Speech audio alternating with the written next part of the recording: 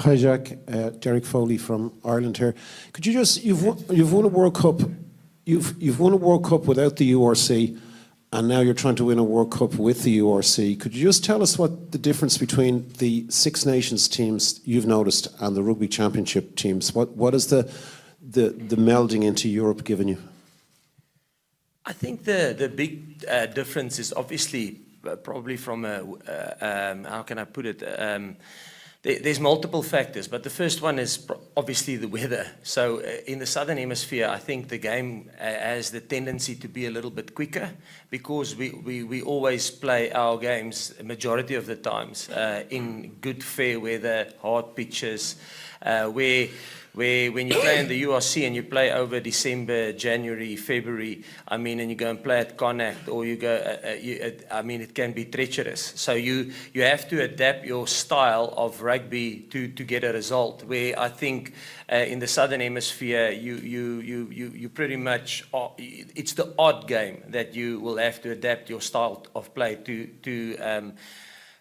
fit in with the weather conditions. And then the other thing is from a coaching point of view, because you play a Welsh team and you play a Scottish team and you play an Irish team and you play a South African team and an Italian team, every country has its own unique style of play that you have to coach against. So you get exposure to a lot of different coaching styles and methods, and can I put it? Every team, country has its own little soul, how they see rugby and how they play rugby. So you have to adapt to that. And then obviously refereeing, you have to adapt. This week you'll get a Scottish referee, the next week you'll get an English referee, the next week is a Welsh referee. So, and then I don't even talk about the playing surfaces. Then it's a 4G pitch, then it's grass.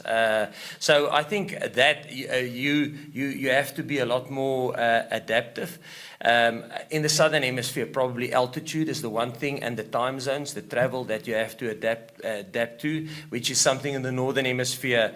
I mean, if you at Munster and you play in Treviso, that's probably the longest journey you'll face, which is a couple of hours. It's literally in and out, where if you're in the Southern Hemisphere, it's 2-3 week tours that you have to get used to in different time zones.